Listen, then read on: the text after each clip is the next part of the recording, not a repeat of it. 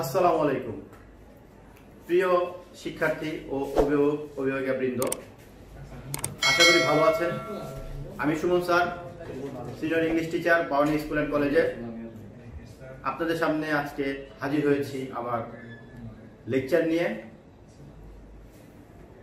আশা করি আপনারা সবাই করোনার মোকাবেলায় যথেষ্ট সচেতনভাবে দিন যাপন করছেন। আমার এই লেকচারটি আপনারা পাবেন ফেসবুক পেজে পাবেন, সুমন স্যার এই নামে সার্চ দিলে পাবেন, এবং আপনারা বাউনী স্কুল অ্যান্ড কলেজেও এই লেকচারটা পাবেন খুব সহজেই। এটা আর আগের লেকচারগুলো আপনি বাউনী স্কুল অ্যান্ড কলেজে পেজে পাবেন, সুমন স্যার পেজে দেখতে পাবেন। আমার লেকচারটা হচ্ছে আজকের রাইট ফর্ম অফ ভার্বস নিয়ে। আমি আগের দুইটা লেকচার দিয়েছি রাইট ফর্ম অফ ভার্বসের, এটা তৃতীয় পার্ট নিয়ে আমি লেকচারটা দিচ্ছি আজকে। রাইট ফর্ম অফ ভার্বসের করতে গেলে আমাকে অবশ্যই টেন্সের স্ট্রাকচার জানতে হবে। টেন্সের স্ট্রাকচার না জানলে কোনোভাবেও কিন্তু রাইট ফর্ম ভার্বস করা যাবে না। আমি আগে 8টা টেন্সের স্ট্রাকচার নিয়ে আলোচনা করেছিলাম, আজকে আরো 4টা স্ট্রাকচার নিয়ে আলোচনা করব এবং তারপর রাইট ফর্ম ভার্বস নিয়ে আলোচনা করব। আমাদের প্রথম যে স্ট্রাকচারটা সেটা হচ্ছে future indefinite tense. Future indefinite টেন্সের স্ট্রাকচার সাধারণ ভবিষ্যৎকাল, ওখানে একটু ফন্ট সমস্যা হয়েছে, আপনারা একটু বুঝে নেবেন। আর subject plus shall will plus মূল ভার্বের প্রেজেন্ট ফর্ম প্লাস অবজেক্ট যদি থাকে, এটা হচ্ছে স্ট্রাকচার। ভবিষ্যতে কোনো কাজ হবে বা চলবে বোঝায়। বাংলা ক্রিয়ার শেষে আমরা দেখব ব, বে, বেন, বি, বা, করব, করবে, করবেন, করবি, খাবো, খাবে, খাবেন, খাবি ইত্যাদি। এগুলো বাংলা ক্রিয়ার শেষে আমরা দেখতে পাবো ফিউচার ইনডিফিনিট টেন্সের ক্ষেত্রে। যেমন আই শ্যাল গো, আমি যাব। হ্যাঁ, ইউ উইল প্লে ফুটবল, তুমি ফুটবল খেলবেই। এরকম আমরা ফিউচার ইনডিফিনিট টেন্সটাকে আমরা অনেক ব্যবহার করে থাকি, নানান ভাবে ব্যবহার করতে হয় আমাদেরকে। ফিউচার কম্প্রোমাইজ করতে গেলে, ফিউচার কোনো প্রমিস করতে গেলে আমাদেরকে এটা ব্যবহার করতে হয়। তাছাড়াও রেগুলারলি আমরা ফিউচার ইনডিফিনিট টেন্সটাকে ব্যবহার করি। স্ট্রাকচারটা একটু ছাত্রছাত্রীরা তোমরা রিপিট করে নাও। Subject plus shall will plus মূল ভার্বের প্রেজেন্ট ফর্ম প্লাস অবজেক্ট যদি থাকে। অবজেক্টটা থাকবে সবসময় এমন না, আমাদের অবজেক্ট অনেক সময় নাও থাকতে পারে। হ্যাঁ, আর বাংলা ক্রিয়া শেষে যে শব্দগুলো থাকবে সেটা তোমাকে অবশ্যই মনে রাখতে হবে। তারপর ফিউচার কন্টিনিউয়াস টেন্স। এখন প্রত্যেকটা কন্টিনিউয়াস টেন্সের কিন্তু একটা সূত্র আছে, সেটা হচ্ছে আইএনজি যুক্ত ভার্ব থাকবেই। আইএনজি যুক্ত ভার্ব থাকবে, কন্টিনিউয়াস বলছে মানে আইএনজি যুক্ত ভার্ব থাকবে। ফিউচার কন্টিনিউয়াস টেন্স বা ঘটমান ভবিষ্যৎকাল, সাবজেক্ট প্লাস শ্যাল বি বা উইল বি প্লাস মূল ভার্বের সাথে আইএনজি প্লাস অবজেক্ট যদি থাকে, অবজেক্ট নাও থাকতে পারে। আর ভবিষ্যতে কোনো কাজ চলতে থাকবে বা হতে থাকবে বোঝায়। যেমন আমি কোনো কাজ ভবিষ্যতে করতে থাকবো, আমি অঙ্কটা করতে থাকবো, আমি ইংরেজিটা পড়তে থাকবো, হ্যাঁ, অথবা আমি তখন বাসে থাকবো, বাসটা চলমান আছে, এরকম আমার কাজটা চলমান থাকবে এমন যদি বোঝায়, তাহলেই সেটা ফিউচার কন্টিনিউয়াস টেন্স। আর ফিউচার কন্টিনিউয়াস টেন্সে বাংলা ক্রিয়া শেষে যেটা থাকবে সেটা হচ্ছে তে থাকবো, তে থাকবে, তে থাকবেন বা তে থাকবি, দেখতে থাকবে, চলতে থাকবে, করতে থাকবে, করতে থাকবেন ইত্যাদি। এগুলো থাকবে। যেমন I shall be playing football, আমি মাঠে ফুটবল খেলতে থাকবো, এরকম। তারপর future perfect tense. Future perfect tense হচ্ছে পুরো গঠিত ভবিষ্যৎকাল। বাংলা এবং ইংরেজির সাথে কিন্তু মানে প্রত্যেকটা ভাষার ব্যাকরণের সাথে কিন্তু একটা মিল রয়েছে। ব্যাকরণগত মিল প্রত্যেকটা ভাষার আছে, ইংলিশ বাংলা সবকিছুরই। এখানে ফিউচার পারফেক্ট টেন্স বাংলায় আমরা এটাকে বলি পুরো গঠিত ভবিষ্যৎকাল। সাবজেক্ট প্লাস শ্যাল হ্যাভ বা উইল হ্যাভ প্লাস মূল ভার্বের past participle form plus object যদি থাকে। আমি বারবার বলছি অবজেক্টটা কিন্তু থাকবে নাও থাকতে পারে, এমন হতে পারে। ভবিষ্যতে দুইটা কাজের একটা আরেকটা আগে হবে বোঝাবে, অর্থাৎ দুইটা কাজ হবে, এই দুইটা কাজের মধ্যে কোন একটা আগে হবে কোন একটা পরে হবে, এরকম বুঝাবে। আর আমাদের বাক্যে বিফোর এর পূর্বে এবং আফটার এর পরে শ্যাল হ্যাভ, শ্যাল বা উইল হ্যাভ যুক্ত বাক্যটি বসবে। অর্থাৎ ফিউচার পারফেক্ট টেন্স যেটা সেটা বিফোর এর পূর্বে বসবে অথবা আফটার এর পরে বসবে। হ্যাঁ, আর এইগুলো আমাদের সবসময় যে থাকবে এমন না, কিন্তু বিফোর বা আফটার অনেক সময় উল্লেখ নাও থাকতে পারে। ডাইরেক্ট বাক্যটা ফিউচার পারফেক্ট টেন্সে হতে পারে। যেমন I shall have done the sum, আমি অঙ্কটা ওই সময় করে থাকবো, অর্থাৎ কাজটা তখন হয়ে যাবে, একটা নির্দিষ্ট সময় ওই সময় কাজটা হয়ে যাবে, শেষ হয়ে যাবে, এমনটা বুঝাবে ফিউচার পারফেক্ট টেন্সে। তারপরে ফিউচার পারফেক্ট কন্টিনিউয়াস টেন্স। এখন ফিউচার পারফেক্ট কন্টিনিউয়াস টেন্সটা ওই যে বলেছি একটু আগে, পারফেক্ট মানে হচ্ছে ভার্বের পাস্ট পার্টিসিপল ফর্ম থাকবে আর কন্টিনিউয়াস মানে হচ্ছে ভার্বের সাথে আইএনজি যুক্ত থাকবে, এই দুইটা জিনিস থাকবে। এখন পারফেক্ট কন্টিনিউয়াস মানে ভার্বের পাস্ট পার্টিসিপল ফর্মও থাকবে এবং ভার্বের সাথে আইএনজিও যুক্ত থাকবে। এখন এখানে যেমন সাবজেক্ট প্লাস শ্যাল হ্যাভ বা will have, shall have been বা উইল হ্যাভ বিন প্লাস মূল ভার্বের সাথে আইএনজি প্লাস অবজেক্ট যদি থাকে, ভবিষ্যতে দুটি কাজের একটি আরেকটির আগে শুরু হবে এবং কিছুক্ষণ পর পর্যন্ত সেটা চলতে থাকবে। ভবিষ্যতে কিছুক্ষণ আগে শুরু হবে এবং সেটা কিছুক্ষণ পর পর্যন্ত চলতে থাকবে। কতক্ষণ চলবে এটা ঠিক নাই, কিছুক্ষণ পর পর্যন্ত সেটা চলতে থাকবে। বাংলা ক্রিয়া শেষে তে থাকবো, তে থাকবে, তে থাকবি, তে থাকবে এবং ভবিষ্যতে সময়ের উল্লেখ থাকতে পারে। এইগুলো হচ্ছে আমাদের টেন্সের স্ট্রাকচার। আমি টেন্সের স্ট্রাকচারটা রাইট ফর্ম ভার্বসের সাথে যুক্ত করে দিয়েছি এই জন্য যাতে করে টেন্সের স্ট্রাকচারটার সাথে সাথে শেখা হয়, কারণ টেন্সের স্ট্রাকচার ছাড়া কোনো অবস্থাতে রাইট ফর্ম ভার্বস শেখা সম্ভব না। আমি আগে 10টা নিয়ম আলোচনা করেছি, এখন আমি রাইট ফর্ম ভার্বসের 11 নম্বর নিয়মটা আলোচনা করছি। আজকে আমরা কন্ডিশনাল নিয়ে আলোচনা করব। 3টা কন্ডিশনাল আছে, first conditional, second conditional, third conditional. প্রথমে আমাদের 11 নম্বর নিয়মে আছে ফার্স্ট কন্ডিশনালটা। ফার্স্ট কন্ডিশনালটা নিয়ে আমরা আলোচনা করব।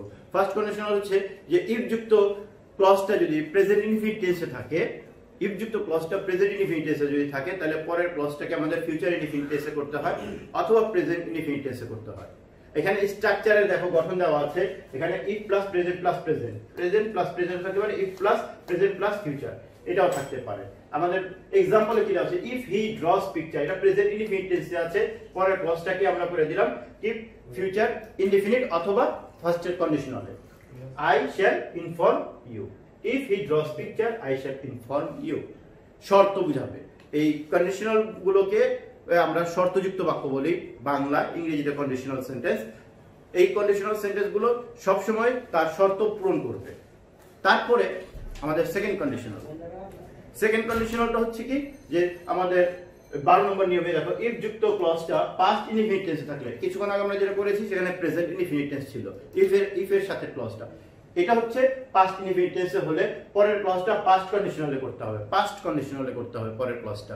পাস্ট কন্ডিশনাল হচ্ছে কি আমাদের এখানে দেখো পাস্ট কন্ডিশনাল আমাদের সাবজেক্ট বসছে উড, তারপরে মূল ভার্বের প্রেজেন্ট ফর্ম বসছে, এটা হচ্ছে পাস্ট কন্ডিশনাল। অর্থাৎ পরের ক্লজের সাবজেক্টের পরে গ্যাপে উড বা কুড বসাতে হবে এবং ভার্বের 1 নং ফর্ম, 1 নং ফর্ম তো তোমরা জানোই, ভার্বের প্রেজেন্ট ফর্ম সেটা হচ্ছে 1 নং ফর্ম, 1 নং ফর্মটা বসাতে হবে। আর এক্সাম্পল কি দেওয়া আছে, if she visited the national park she dash there many times, ব্র্যাকেটে দেওয়া ট্রিজ, মেনি ট্রিজ, ব্র্যাকেটে দেওয়া আছে to find. If she visited the national park she would find there many trees. Conditional দেওয়া আছে, যদি সে গিয়ে থাকতো তাহলে সে অনেকগুলো গাছ দেখতে পেত, শর্তটা হচ্ছে এখানে। তাহলে ফার্স্ট কন্ডিশনাল এবং সেকেন্ড কন্ডিশনালের সাথে একটা মিল আছে। ওখানে first conditional present tense, present indefinite tense, second conditional হচ্ছে পাস্ট ইনডিফিনিট টেন্স। তারপর আমাদের কন্ডিশনাল হচ্ছে থার্ড কন্ডিশনাল। থার্ড কন্ডিশনালটা এটা হচ্ছে ব্যতিক্রম, তবে যদিও এটা এসএসসি লেভেলে খুব একটা লাগে না, এটা লাগে হচ্ছে ইন্টারমিডিয়েট বা আরো উপরের দিকে এটা বেশি প্রয়োগ করতে হয়। হ্যাঁ, তো এই থার্ড কন্ডিশনালটা হচ্ছে কি দেখো, ইফ যুক্ত ক্লজটি পাস্ট পারফেক্ট টেন্সে হলে পরের ক্লজটি পারফেক্ট কন্ডিশনালে করতে হয়। আগে এটা প্রেজেন্ট ইনডিফিনিট ছিল, পাস্ট ইনডিফিনিট ছিল, এখন হলো পাস্ট পারফেক্ট। থাকলে আমরা পারফেক্ট কন্ডিশনালে করব, এটাকে থার্ড কন্ডিশনাল বলা হয়, পারফেক্ট কন্ডিশনাল বলা হয়। অর্থাৎ পরের ক্লজ এর সাবজেক্টের পর গ্যাপে would have, could have plus মূল ভার্বের পাস্ট পার্টিসিপল ফর্ম বসাতে হয়, ভার্বের 3 নং ফর্ম বসাতে হয়। 3 নং ফর্মটা হচ্ছে ভার্বের পাস্ট পার্টিসিপল ফর্ম, এটা বসাতে হয়। যেমন if he had worked, if he had worked he has some money, bracket হচ্ছে টু গেট, তাহলে he would have got some money. এই হচ্ছে আমাদের থার্ড কন্ডিশনালটা। তাহলে ফার্স্ট কন্ডিশনাল, সেকেন্ড কন্ডিশনাল এবং থার্ড কন্ডিশনাল, এই তিনটা কন্ডিশনালকে আমাদেরকে ভালোভাবে জানতে হবে, কারণ এগুলো আমাদের শর্তগুলো দিয়েই আমরা অনেকগুলো কাজ করে থাকি, বা প্র্যাকটিক্যালি আমরা অনেক কাজ আছে যেগুলো আমরা শর্ত দিয়ে করে থাকি। তারপরে এটাও একটা কন্ডিশনাল, হ্যাঁ, রুল 14তে যেটা আছে দেখো, had plus subject plus past participle form অর্থাৎ V3 দ্বারা কোনো সেন্টেন্স শুরু হলে অপর সেন্টেন্সটি পারফেক্ট কন্ডিশনালে করতে হবে, যেটা আমরা একটু আগে করেছি। Had plus subject plus V3 মূল ভার্বের পাস্ট পার্টিসিপল ফর্ম যদি থাকে তাহলে আমরা পারফেক্ট কন্ডিশনাল করব, অর্থাৎ সাবজেক্টের পরে গ্যাপে উড হ্যাভ প্লাস মূল ভার্বের 3 নং ফর্ম বা পাস্ট পার্টিসিপল ফর্ম ব্যবহার করব। থার্ড কন্ডিশনাল এবং এটার সাথে একটা পুরো মিল আছে। এখানে থার্ড কন্ডিশনালে ইফ ছিল, হ্যাঁ, ওই বাক্যটাতে কিন্তু এখানে কিন্তু ইফ নাই, এখানে ইফ এর পরিবর্তে আছে হ্যাড, হ্যাড আছে, হ্যাড এর পরে দেখো সাবজেক্ট আছে হি, তারপর মূল ভার্বের পাস্ট পার্টিসিপল ফর্ম রিড আছে। তাহলে he had he read the story he would have learned a lot. সেটা হ্যাডটা এমনিতে যদি আমরা অক্সিলারি ভার্বগুলো বাক্যের শুরুতে থাকে সেটা ইন্টারোগেটিভ সেন্টেন্স হয়ে যায়, কিন্তু এই ক্ষেত্রে কিন্তু সেটা ইন্টারোগেটিভ সেন্টেন্স না, এই ক্ষেত্রে এটা হচ্ছে কন্ডিশনাল একটা সেন্টেন্স। হ্যাড বাক্যের শুরুতে থাকা সত্ত্বেও এটা ইফ এর কাজ করছে, ইফ এর কাজ করে এটা কন্ডিশনাল পূরণ করছে। যে had he read the story, যদি সে এই গল্পটা পড়ে থাকতো তাহলে he would have learned a লট, সে হয়তো অনেক কিছুই জানতে পারতো। তাহলে দেখো প্রথম দুইটা conditional, first conditional second conditional একটা মিল আছে, এবং থার্ড কন্ডিশনাল এবং হ্যাডের সাথে একটা মিল আছে। রুল 15তে আমাদের আছে দেখো বিফোরের পূর্বে এবং আফটারের পরে পাস্ট পারফেক্ট টেন্স করতে হয়। আমরা গত লেকচারে আমরা এটা সম্পর্কে পড়েছিলাম, সেখানে বিফোরের পরে ছিল এবং আফটারের পূর্বে ছিল পাস্ট ইনডিফিনিট টেন্স, আর এখানে হচ্ছে বিফোরের পূর্বে এবং আফটারের পরে পাস্ট পারফেক্ট টেন্স। বিফোরের পূর্বে, বিফোর অর্থটাই হচ্ছে কিন্তু পূর্বে, তার মানে বিফোরের পূর্বে আমরা পাস্ট পারফেক্ট টেন্স ব্যবহার করব। আর আফটারের পরে, আফটার অর্থই হচ্ছে পরে, তার মানে আফটারের পরে আমরা পাস্ট পারফেক্ট টেন্স ব্যবহার করব। এখানে এক্সাম্পলটা দেখো, she began to cry after they dashed the room, ব্র্যাকেটে দেওয়া আছে কি টু লিভ, তার মানে আমাদেরকে কি করতে হবে এখানে পাস্ট পারফেক্ট করতে হবে, যেটা আফটার আছে আফটারের পরের বাক্যটা পাস্ট পারফেক্ট করতে হবে। পাস্ট পারফেক্ট করতে হলে they had left the room, had আমাদের যে পাস্ট পারফেক্ট মানে পাস্ট পারফেক্ট টেন্সের স্ট্রাকচার লাগবে, এই জন্য কিন্তু আমি আগে টেন্সের স্ট্রাকচারগুলো আলোচনা করে নিয়েছি যাতে করে তোমার টেন্সের স্ট্রাকচারটা বুঝতে প্রবলেম না হয়। হ্যাঁ, তোমরা ওই স্ট্রাকচারগুলোকে জেনে নিবা, তারপরে যেমন এখানে পাস্ট পারফেক্ট টেন্স এইটা কিন্তু তোমাকে মুখস্থ প্রয়োগ করতে হবে। এই জন্য তোমরা রুলসগুলো মুখস্থ করবে, স্ট্রাকচারগুলো মুখস্থ করে নিবে। স্ট্রাকচার এবং রুলসগুলো মুখস্থ করলে এই সমস্যাটা হবে না। তাহলে দেখো প্রথম ক্লজটা, আফটারের প্রথম ক্লজটা ছিল পাস্ট পারফেক্ট টেন্স। তো আশা করি তোমরা সবাই আমার এই 5টা নিয়ম বুঝতে পেরেছো। তোমাদের সবাইকে ধন্যবাদ জানিয়ে আমার এই আজকের এই তৃতীয় পর্বটি শেষ করছি।